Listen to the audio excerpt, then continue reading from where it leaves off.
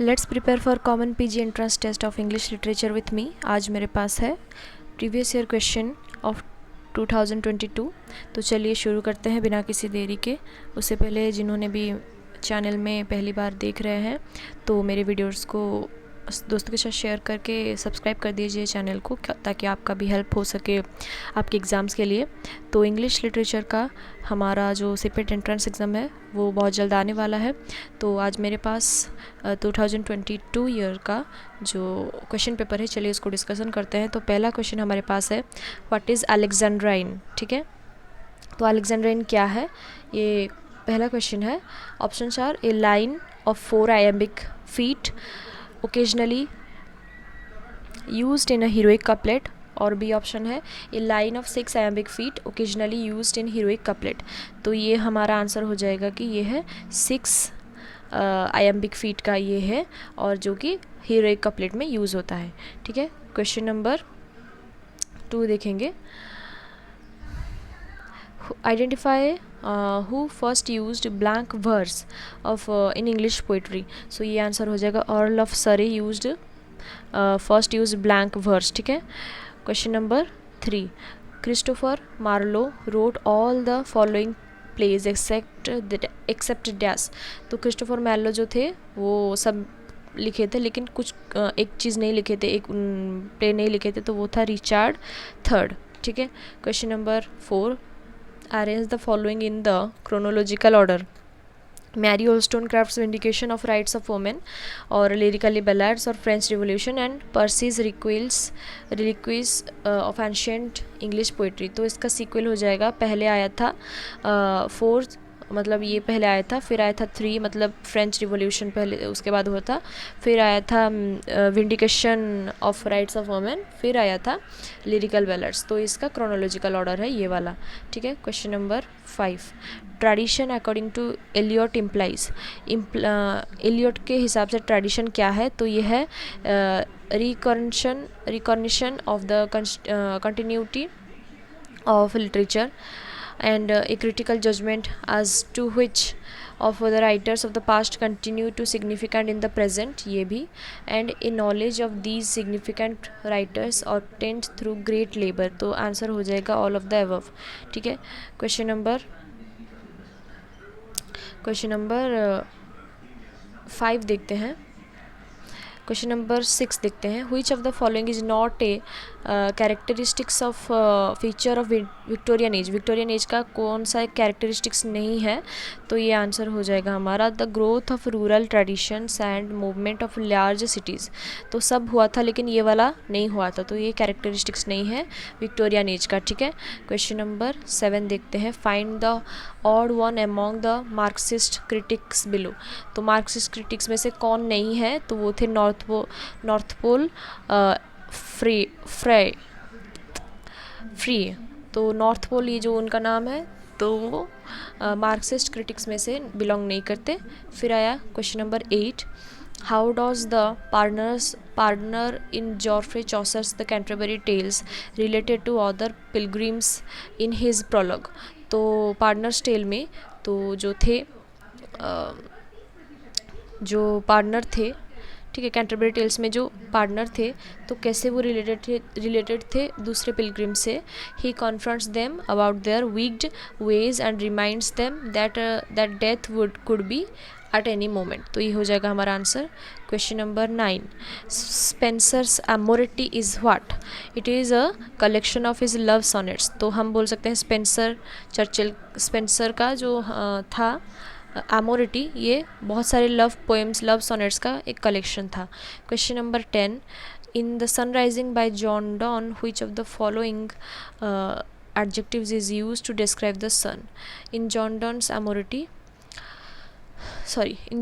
Sunrising कौन सा ऐसा फॉलोइंग एडजेक्टिव है जो कि सन को डिस्क्राइब किया गया है, तो वो है सॉसी, पेडेंटिक एंड बिजी सन इसको बोला गया है। तो ये हो जाएगा all of the above. Question number 11, the life of John Donne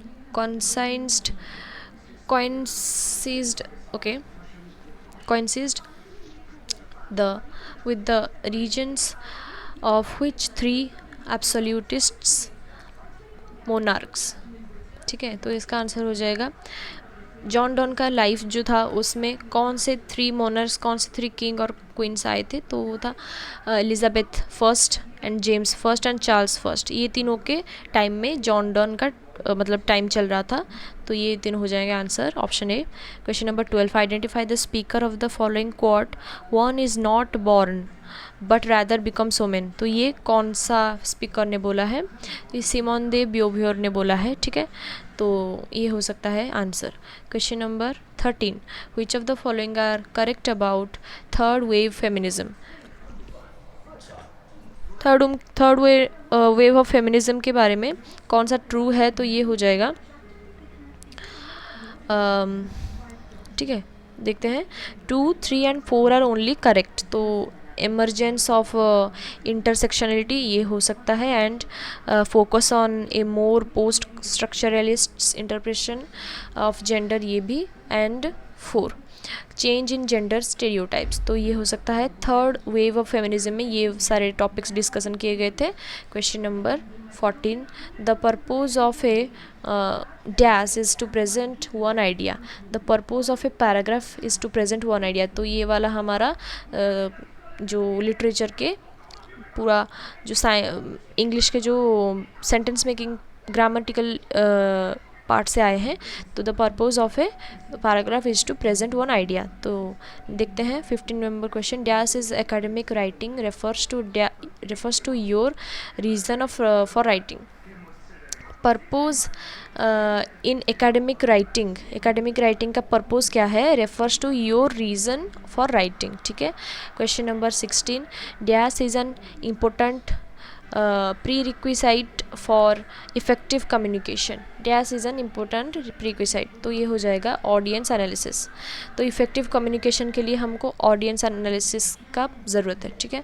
question number 17, in which genre does Kamala Das write in, तो ये वाला पूरा इंपॉर्टेंट, बहुत इंपॉर्टेंट है, तो ये हो जाएगा हमारा कन्फेशनल पोइट्री, जो कन्फेशन करते हैं अपने पोइट में, अपने वर्क में। क्वेश्चन नंबर 18 देखते हैं, विच of the following is a character in ice Candyman. Ice Candyman में आनंद नहीं था, विकास नहीं था, रहमत नहीं था, लेकिन था आदि, ठीक है। Question number 19, what kind of word is composed of parts of 2 और more words.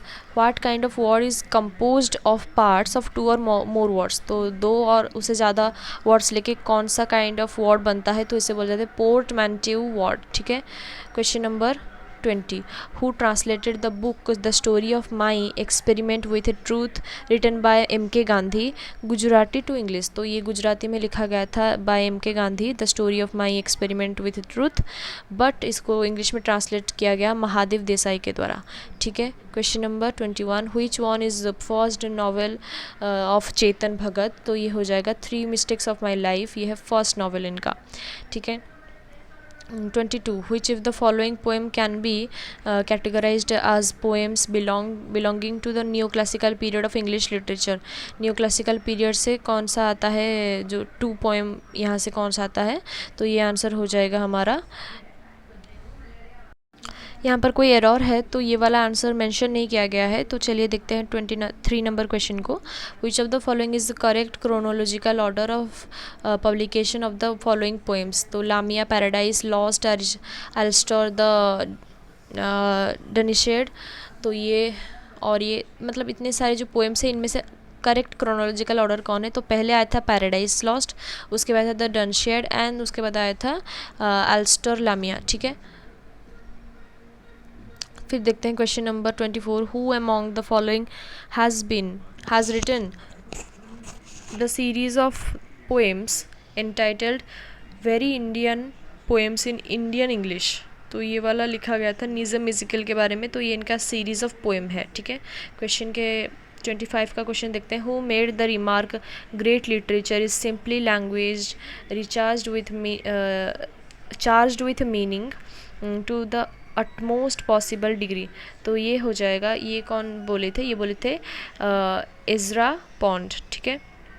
Question number 26, which of the following statement is correct. तो इनमें से फॉलोइंग स्टेटमेंट आपको पढ़ लेना है एक बार क्या क्वेश्चन है, तो आंसर लेकिन हो जाएगा लैंग्यू इज़ द लैंग्वेज सिस्टम इसको याद रखना है। एंड पैरो इज़ द इंडिविजुअल यूजेस। तो ये वाला question fill in the blanks के टाइप भी आ सकता है, जैसे कि what is the language system, and या फिर ये आ सकता है कि the individual uses is described as a parole, इस तरह से मतलब आ सकता है। तो देखते हैं question number 27। In Shakespeare's Macbeth who was untimely untimely, sorry, in Shakespeare's Macbeth who was untimely ribbed, तो ये बोला जाएगा हमारा Macduff untimely ripped from his mother's womb. तो मदर के womb में से उसको मतलब बर्थ का टाइम कंप्लीट होने से पहले इसको मतलब मैच्योर होने से पहले ही उसको निकाल दिया गया था अपने माँ के पेट से, ठीक है। Question number 28। which of the following plays set in the ancient city of Ujjain during the reign of the king Palaka. तो किंग पालक के टाइम में उज्जैन सिटी में कौन सा प्ले ऐसे फिक्शनल बनाया गया है, तो वो है मृच्छकटिका, ठीक है। उसके बाद आ जाएगा 29 नंबर। कालिदासस वर्क्स इंक्लूड, तो इनमें से कालिदास का वर्क अभिजान शकुंतलम है, मेघदूतम है, रघुवंशम है, मालविकाग्निमित्रम है, ऋतु संहार है और कुमार संभव भी है। एक मिनट, तो हाँ यहाँ पर अभिजान शकुंतलम है, मेघदूतम है, रघुवंश ये भी है, कुमार संभवम भी है, ऋतु संहारम भी है। तो देखते हैं ये क्या हो जाएगा, या तो ऑल ऑफ द एबव हो जाएगा आंसर। तो इनमें से सभी मतलब रिटन बाय कालिदास, ठीक है। Question number 20। Next question number 30। What does Natyashastra means, Natyashastra का मीनिंग क्या है। Teaches you how to dance, तो डांस का जो फॉर्म्स है, जो सारे एक्सप्रेशंस का मीनिंग और इसका जो एक्सप्रेशंस बहुत सारे यहाँ पर डिस्क्राइब किए गए हैं। Question number 31। The ploughman homeward plods his weary way, identify the figure of speech in the line. तो इसका फिगर ऑफ स्पीच क्या हो जाएगा, transferred epithet. Question number 32। Know thyself presume not God to scan, the proper study of mankind is man, which of the literary device is used in the couplet। तो यहाँ पर use किया गया है epigram, ठीक है। Question number 30। A short view of the immortality and provenance of the English stage, A fierce attack on restoration drama is written by। तो ये किसके द्वारा लिखा गया है, ये लिखा गया है जेरेमी कोलियर के द्वारा, ठीक है। 34 number question. The foundation of modern educational system is in India was laid by Macaulay's minute of 1835। तो ये हमको पता है कि इंडियन एजुकेशनल सिस्टम जो ब्रिटिशर के टाइम किया गया था, तो मकाउले मिनेट इसको बोला जाता है, ठीक है। Question number 35। Which of the following statement is not true of Mahesh Dattani's final solution. Final solution में कौन सा ट्रू नहीं है, it is concerned with homosexual relationship, ये वाला इसके बारे में ट्रू नहीं है, ठीक है। Question number 36। What is hamartia. तो हमर्शिया का मीनिंग क्या है, a weak trait in the character of the hero, in weak trait in the character of the hero, hamartia, ठीक है। Question number 37। A thing of beauty is a joy forever, a verse tale is of kids begins with this line, identify the tale। तो ये वाला John Keats के द्वारा लिखा गया है, और ये कौन सा टेल से आया है, तो ये एंडिमियन के टेल से आया है, किड्स का एंडिमियन के टेल से आया है। तो question number 38। Who called the 18th century the age of prose and reason. Age of prose and reason किसको कहा गया है, किस सीजन को। 38 number question. Who call the 18th century the age of prose and reason. तो ये हो जाएगा हमारा answer Matthew Arnold, age of prose and reason बोले थे 18th सेंचुरी को। Question number 39। What were the causes of the rise of satire during the 18th century. तो ये आप ऑल देख लीजिए, ऑल हो जाएगा आंसर। ऑल ऑप्शंस 1 2 3 एंड 4 ये सब हमारे age of the rise of satire, satirical war को राइज किए थे, ठीक है, 18th सेंचुरी में। Question number 40, expectancy relation between lexical items is called collocation, ठीक है। ये वाला टर्म आप याद रख दीजिए, तो ये आ जाएगा कोलोकेशन के द्वारा। तो 41 number question, the most popular mode of documentation style in subjects under humanities is dash MLA। तो आंसर हो जाएगा MLA, most popular mode of documentation style in subjects under humanities, हो जाएगा answer MLA। Question number 42, syntax refers to what? Smallest unit of language, smallest meaningful unit, or word formation technique, or systematic arrangement and positioning of words। तो syntax meaning systematic arrangement and positioning of the words, तो इसे बोल जाता है syntax। when you paraphrase an idea, you may use synonyms for many words, ठीक है, use any of the disciplinary terminology from the original source, and write longer and shorter sentence and that than original sentence, and तो ये हो जाएगा all of the above हो जाएगा answer. Question number 44, the English word fig is a dash is a morpheme, ठीक है, morpheme हो जाएगा। Question number 45, which of the following consonants are fricative, तो which of the following consonants are fricative, तो ये answer हो जाएगा ये वाला, ठीक है। तो इसमें बहुत सारा ऐसे दिया जाता है फोनिक्स के ऊपर भी, ठीक है। Question number 46, in the word overact and in the word overact the prefix over means dash, यहाँ पर over का मीनिंग क्या है, मीन्स टू मच, ठीक है। Question number 47, a natural language that is developed from a pidgin is called Creole, natural language developed from pidgin is called Creole, ठीक है। Question number 48, which of the following statements is true about language, कौन सा statement true नहीं है, तो answer हो जाएगा none of the above, इसलिए हमको ये पढ़ने की ज़रूरत नहीं। फिर देखते हैं question number 49, which of this aspects enhances the flow of a story, तो स्टोरी का फ्लो को एनहांस करता है having a clear beginning middle and and, तो एक स्टोरी में एक क्लियर बिगिनिंग होना चाहिए, एक मिडिल पार्ट होना चाहिए एंड एक एंड पार्ट होना चाहिए, तो ये स्टोरी को अच्छे से एनहांस करता है।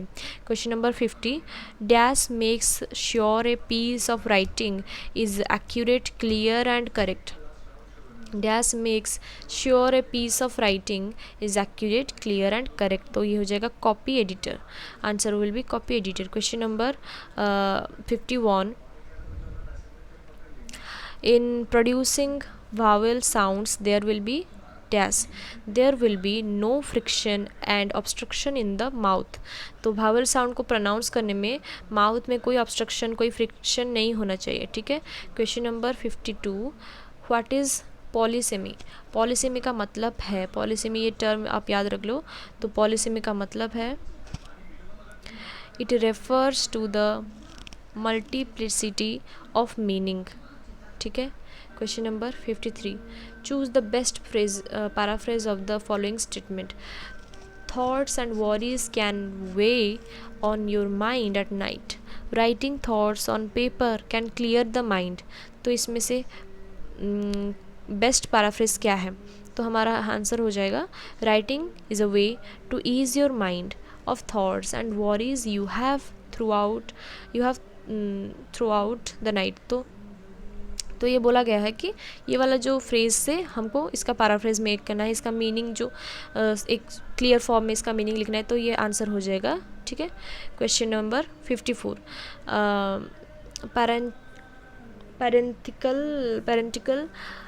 Parenthetical referencing is also known as what, ठीक है, तो इसका आंसर हो जाएगा इन टेक्स्ट रेफरेंसिंग तो ये आंसर हो जाएगा। Question number 55, select the element that is not part of the critical thinking standards. Select the element that is not part of the critical thinking standards, तो इसका आंसर हो जाएगा रिलेटिविस्टिक थिंकिंग, ठीक है। Question number 56, what is extraction of the meaning of utterance. Utterance का meaning क्या है? Semantic, ठीक है, answer will B semantic. Question number 57, qualitative research is what? Primarily concerned with in depth exploration of phenomena, ठीक है, answer हो जाएगा qualitative का मीनिंग। और आंसर देखते हैं। और क्वेश्चन 58 नंबर का, from the alternatives given pick the word or phrase that is closest in meaning in the given context. It appears to many of the US war on terrorism portends trouble in the Gulf, तो इसका answer हो जाएगा spells, ठीक है। Question number 59, who organized the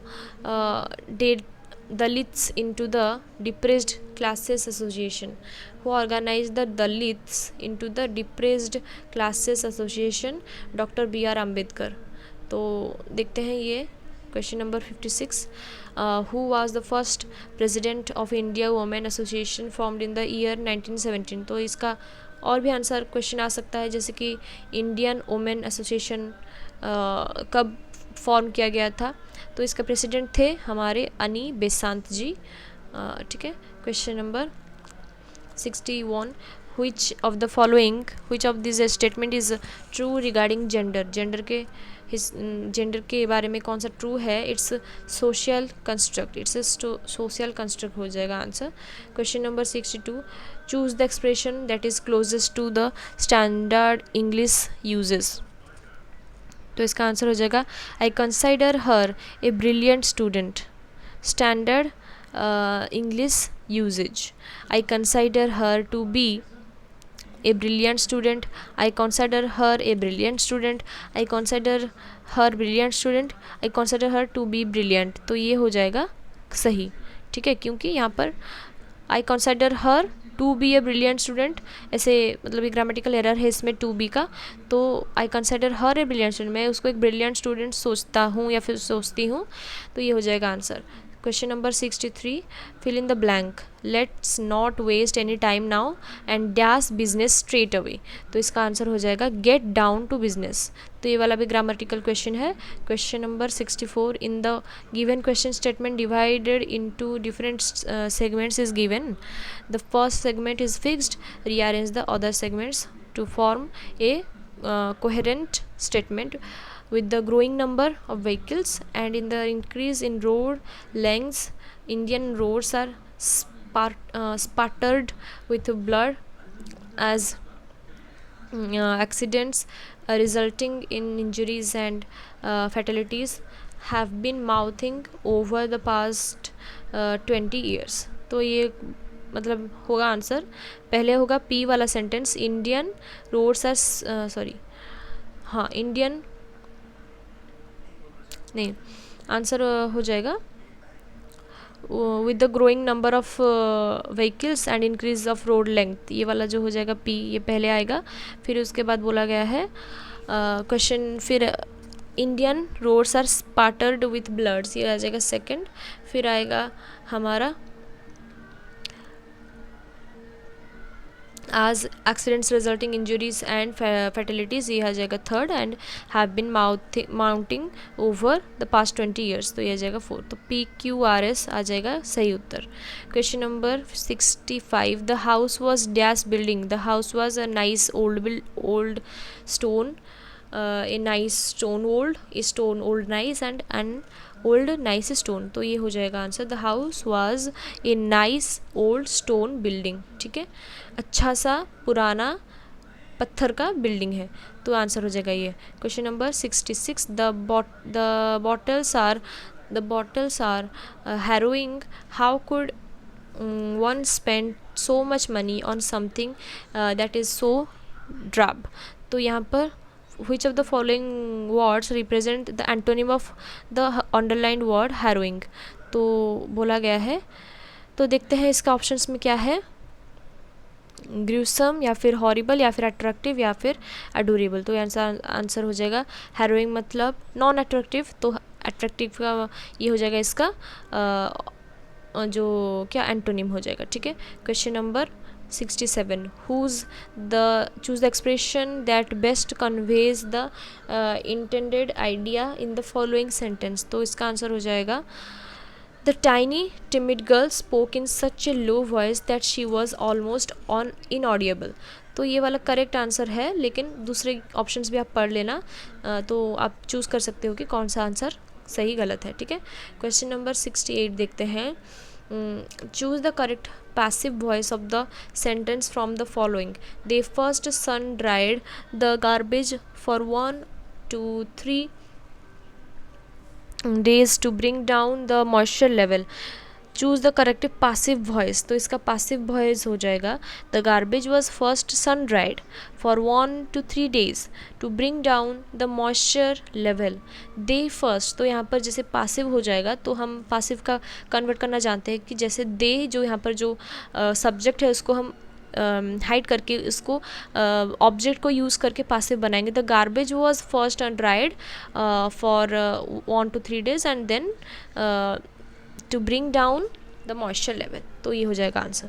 question number 69 देखते हैं। विच of the following is an example of partition literature. Partition literature से आएगा हमारा ट्रेन टू पाकिस्तान, पार्टीशन के बारे में है, इन आइस कैंडी मैन भी है, and clear light of the day ये भी है। तो ऑल ऑफ द एबव हो जाएगा answer. Question number 70 and it is the last question. वरफ्रेम डंगेस फैक्ट। तो ये is an integral aspect of Brechtian theatre. How would you translate this German term? A device that makes the audience instantly aware that what are they watching is a fiction। तो ये वाला जो term है इसको हम कैसे translate करेंगे? तो ये हो जाएगा कि जैसे मतलब ऑडियंस एक फिक्शन देख रहे हैं इनको पता चले, तो ये वाला आंसर हो जाएगा एलियनेशन इफेक्ट। ठीक है, तो these are some basic important question. तो ये वाला हमने डिस्कशन कर लिया है 2022 ईयर का जो आया था, प्रीवियस ईयर क्वेश्चन आया था। तो आप लोगों का अगर वीडियो अच्छा लगे तो प्लीज़ चैनल को सब्सक्राइब कीजिए। तो 2 दिन में आपका एग्ज़ाम भी आने वाला है, तो मैं कोशिश करूँगी कि एक दिन में 2-3 वीडियो अपलोड्स करूँ ताकि आपको हेल्प हो। तो चलिए, यहाँ तक तो हमने डिस्कशन कर लिया। दूसरे वीडियोज़ में मैं ट्राई करूँगी कि दूसरी कोई भी प्रीवियस ईयर क्वेश्चन को लाऊं और आपको प्रेजेंट करूं। तो till then watch my other videos and thank you for watching this video.